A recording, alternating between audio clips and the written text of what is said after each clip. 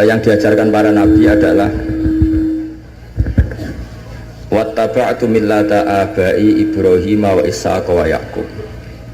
Jadi kalau ada satu keluarga, misalnya saya ini putra Kiai Nur Salim kelahiran sini, itu harus pakai satu identitas saja. Misalnya saya kenal bapak itu orang yang hafal Quran, jangan pakai status-status yang lain, nanti jadi repot. Misalnya sampean di bapak suga eling sugiye, di bapak melarat eling melarate, di bapak kasus eling kasusnya, itu nanti jadi repot. Inginnya Allah semua orang hanya pakai status, semuanya adalah hamba Allah Subhanahu wa ta'ala. Karena itu yang status permanen.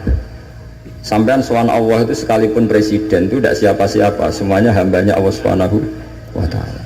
Sehingga ajaran Nabi yang abadi diantaranya adalah saksikan bahwa saya adalah abdullah wa rasuluh, saya ini hamba Allah. Nah, sekarang semua kerusakan di dunia itu dimulai dari merasa tidak sebagai hamba.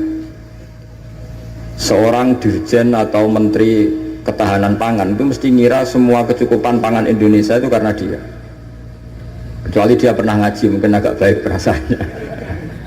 Padahal andaikan petani itu tidak mau nanam padi, mbok pinternya kayak apa menteri, tetap kita kurangan apa?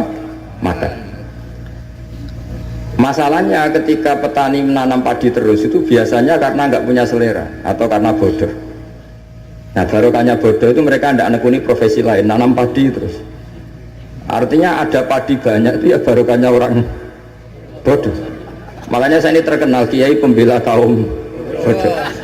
Karena kalau pinter terus gak nanam padi itu gak ada gunanya. Profesor ketahanan pangan kayak apa rapatnya, kalau gak ada yang nanam padi mau apa? Menko Polhukam juga gitu, mbok rapat untuk kestabilan tapi masyarakat tidak tepo seliro, tersinggung sidik bacokan, tersinggung sidik carok. Apa gunanya kepinteran para Menko Polhukam kalau perilaku masyarakat gampang konflik?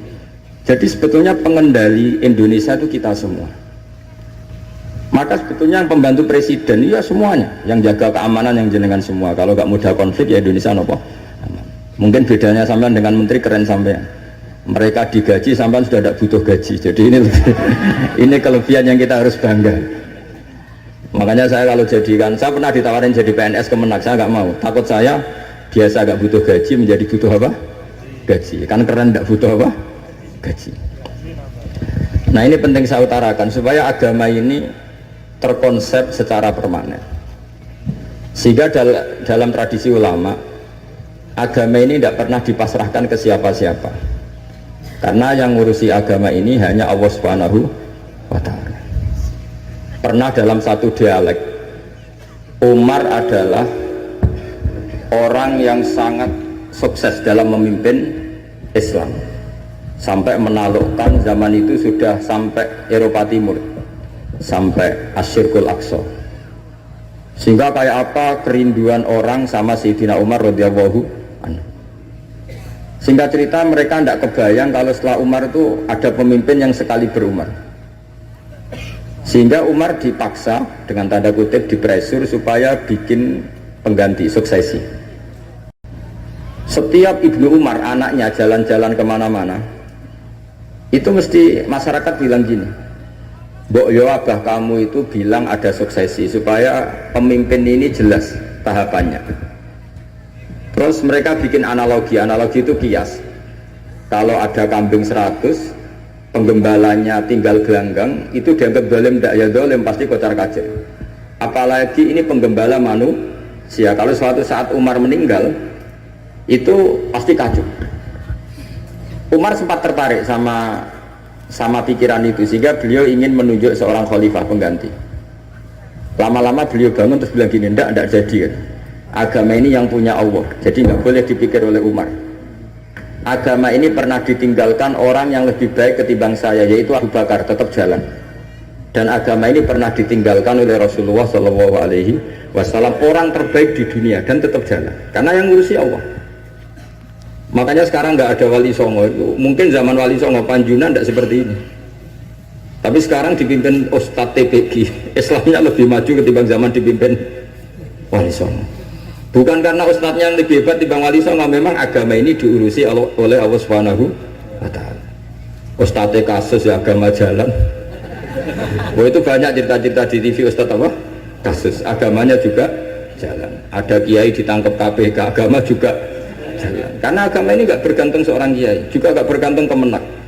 Agama ini yang mendesain, yang menjaga hanya Allah Subhanahu wa Ta'ala. Cerita paling modern itu Uni Soviet.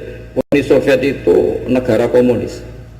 Ratusan tahun orang Islam dikooptasi di Uni Soviet. Tapi mereka Islamnya luar biasa, menyembunyikan Islamnya.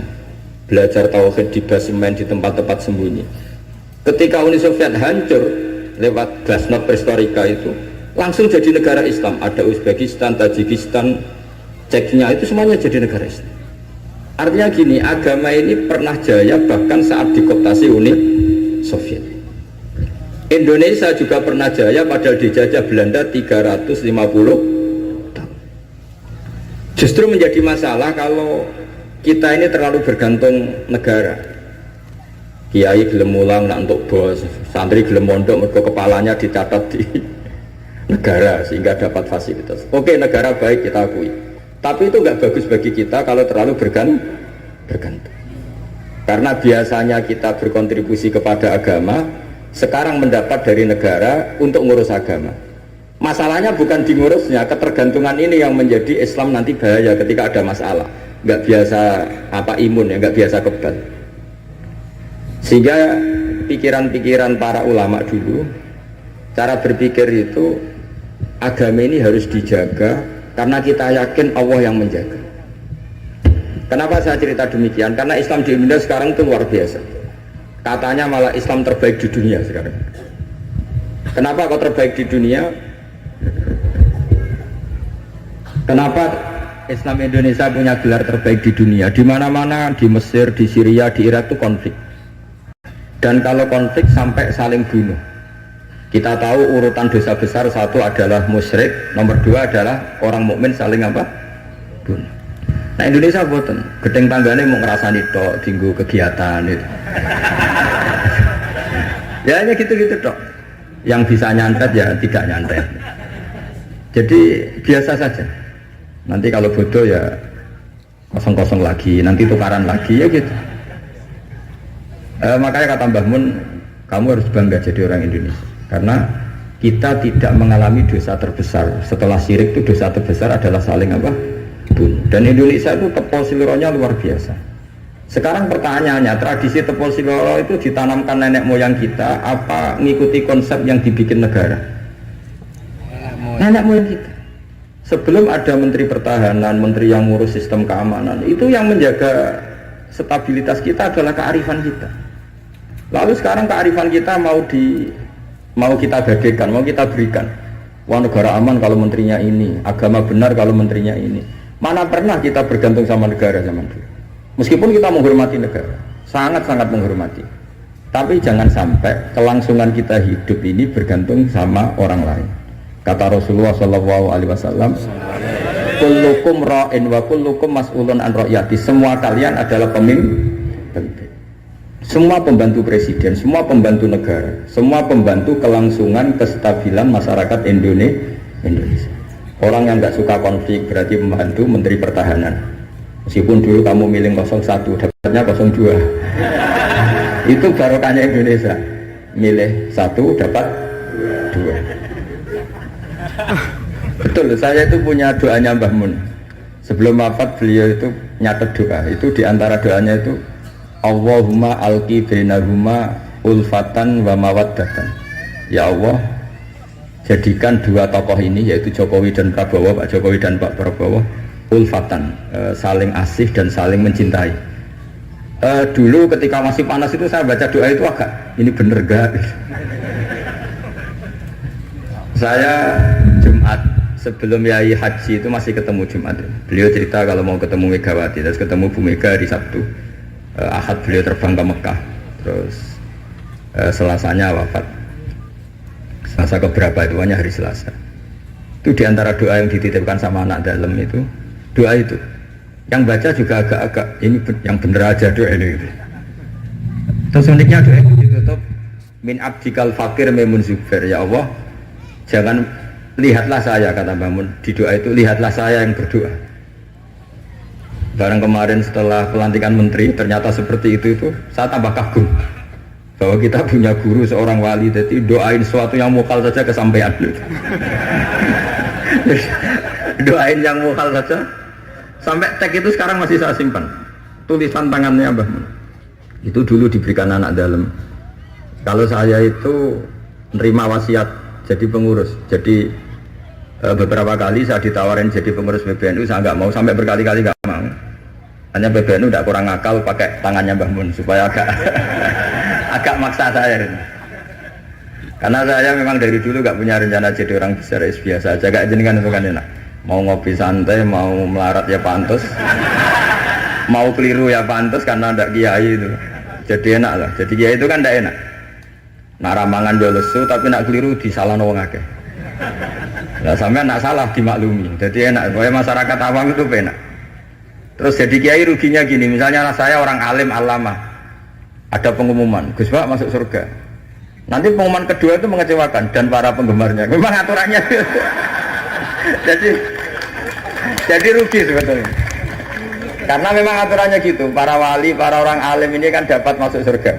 Tapi pengumuman kedua itu dan itu nggak ada syaratnya, pas para penggemar itu nggak ada syarat. Siapa saja bisa. Makanya terus banyak orang jalan pintas, nggak mau alim sendiri ya, penggemar Gus Pak aja. Itu sebetulnya oportunis, itu orang nakalan lah kira-kira gitu. Terus akhirnya saya ditimbali beliau, kata beliau menyuruh saya supaya mau jadi di antara jajaran Suriah. Yang unik dari wasiat beliau itu bukan masalah Suriahnya. Kata beliau, Indonesia itu harus kamu jaga. Bila perlu nanti di lembaga dakwah NU itu melibatkan orang macam-macam, dari partai macam-macam, termasuk partai PDI.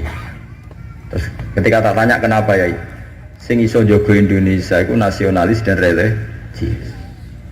Dan yang menjaga ini penting kata beliau. Ojo sampai Indonesia itu dosa paten pinaten.